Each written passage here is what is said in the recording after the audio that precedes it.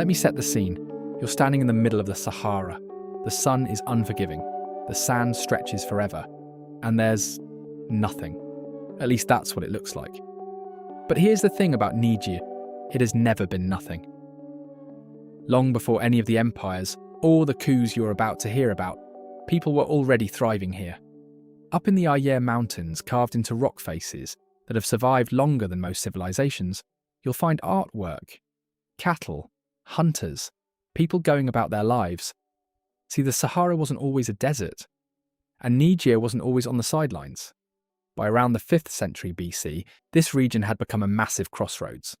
Gold was moving north, salt was moving south, and right in the middle of it all. That's right, there was Niger. The Tuareg, nomadic and sharp, were among the first to figure out that whoever controlled the trade routes controlled everything. And for centuries, that's exactly what they did. Then the empires came. First the Ghana Empire, then Mali, then the powerhouse of them all, the Songhai. So let me give you the context. By the 1400s, the Songhai Empire had grown into one of the largest in African history, stretching across the Niger River and pulling places like Agadez and Zindir into its orbit. These cities were complete with mud brick mosques visiting scholars and caravans rolling through like clockwork. This is also when Islam really took root. It had been trickling in with Arab traders for centuries, but under the Songhai, it became the heart of Nigerian life. And long story short, it's still very much the foundation of the country today.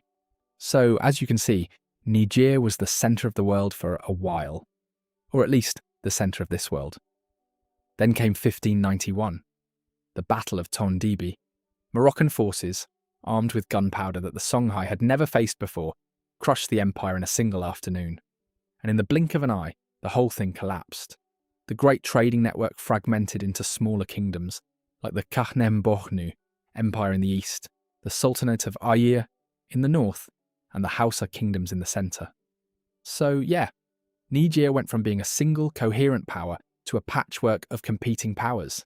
Keep that in mind because you'll see this pattern repeat itself over and over in this story. Just like in the 1800s, when a new player arrived. This time it was from Europe, specifically France. And unlike the previous empires, France didn't come to trade, it came to take. By 1904, the French had carved out a military territory, and by 1922, it was an official colony.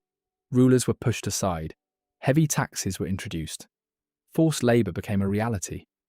Cash crops like peanuts and cotton were grown not to feed Nigerians but to feed French factories. And if they resisted, well, the Tuareg found out the hard way during their 1916 uprising. The French responded so thoroughly that it effectively broke their political power for generations. The French actually had a word for it. They called it Pax Gallica, or the Peace of France. The Nigerians had another name for it, the Era of the Great Force.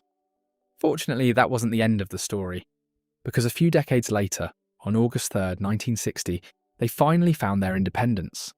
The flags went up, and for a moment, it felt like the beginning of something new. But it wasn't.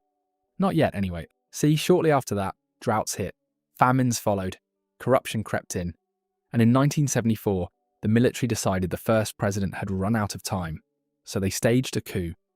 That coup kicked off a cycle that Niger is still trying to break. I'm talking military rule, followed by elections, followed by another coup, sprinkle in a Tuareg rebellion in the north, another coup, and then a brief window of democracy. There was even a coup attempt in 2021, just days before a peaceful transfer of power. Then, in 2023, things took another turn. President Bazoum was detained by his own presidential guard, and just like that, Niger's fragile democratic progress hit another wall. Yeah, it's a cycle that seems to have no end. But here's the thing. Every time Niger gets knocked down, it always finds a way to get back up. I guess you could call that a kind of stubbornness. But maybe that stubbornness will make more sense when you understand the land that shaped its people. So, the land. Niger covers 1,267,000 square kilometres. That's about 490,000 square miles, making it the largest country in West Africa. But most of it? Well, it's a desert. Specifically, the Sahara. Up in the north, you've got the Ayr Mountains and the Jardo Plateau, with peaks stretching up to 2,022 metres which is around 6,600 feet, give or take. And tucked into those mountains and the surrounding desert is that ancient rock art we talked about earlier.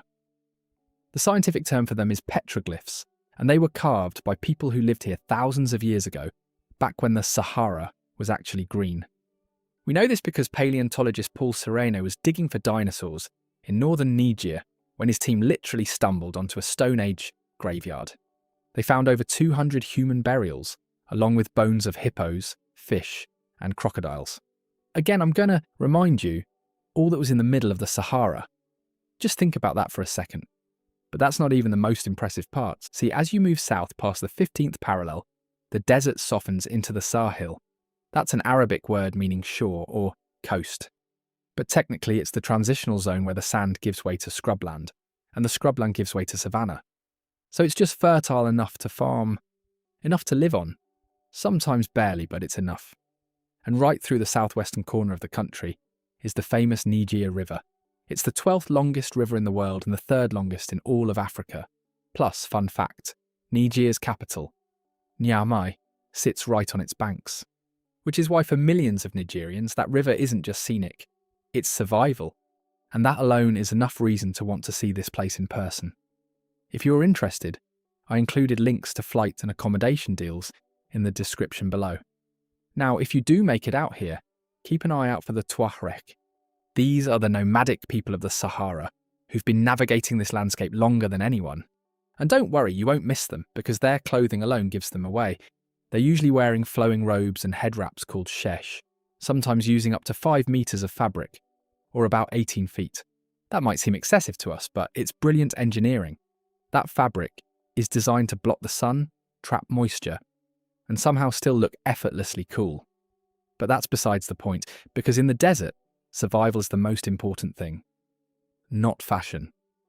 So yes, just to recap, Niger does look like a whole lot of empty from the outside, but usually that emptiness is almost always hiding something. And what it's been hiding underground? Well, that's where the real story gets fascinating. See, underneath all that sand, Niger is sitting on a fortune.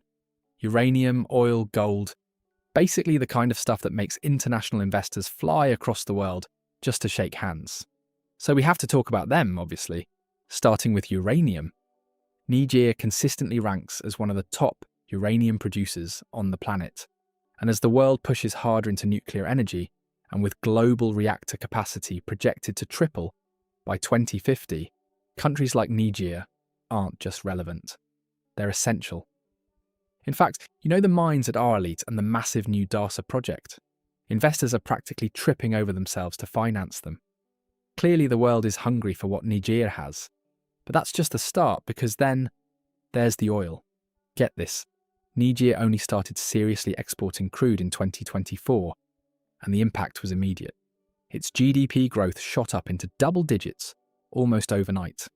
So what's the master plan here? They're scaling production from 20,000 barrels a day all the way up to 110,000. And China's CNPC is leading the charge in the Argadame Rift Basin, building 350 new wells and a massive pipeline that stretches all the way to the coast of Benin. The ultimate goal is to turn Niger into a regional energy powerhouse.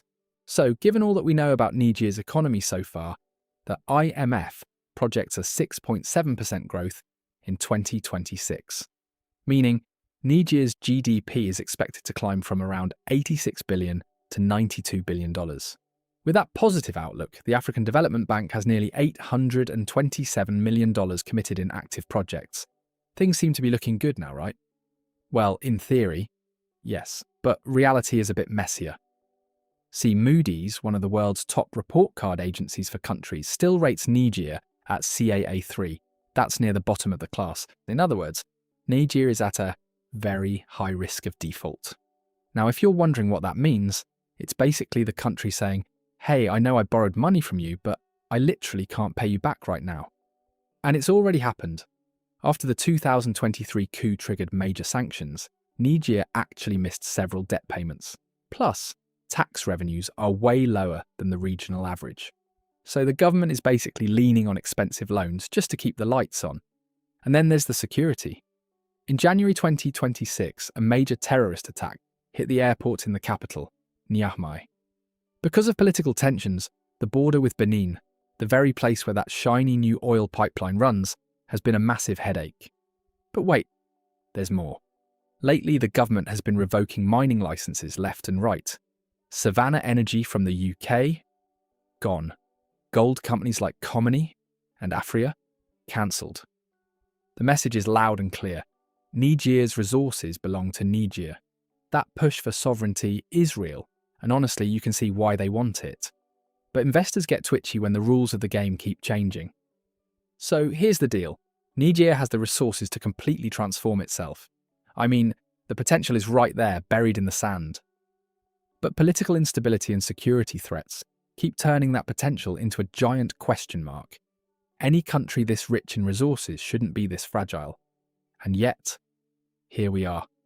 Which only makes the last piece of this story even more important. Because what none of these billion-dollar numbers will tell you is what Niger actually feels like from the inside. Take the millet, for example. Niger is the second biggest producer on the planet, but for a local village, it's way more than just a line on a spreadsheet. It's actually more like the soul of the community, because during the 90-day harvest, you'll see groups of women moving in this perfect, natural rhythm as they separate the grain from the chaff. It's honestly like watching a choreographed dance that's been practiced for centuries. And did you know you can actually tell who lives in a village just by looking at their fridge? I'm not kidding. The Hausa people build these bell-shaped granaries out of adobe to keep their food chilly and dry, while the Zahama Songhai folks make theirs out of thatch, looking like giant upside-down cones. See, in this part of the world, your architecture is more than just a style. It's a literal map of who you are. And speaking of identity, if you check the books, about 99% of the people here are Muslim. But Niger has this incredible secret ingredient, made of ancient traditions that have refused to fade away.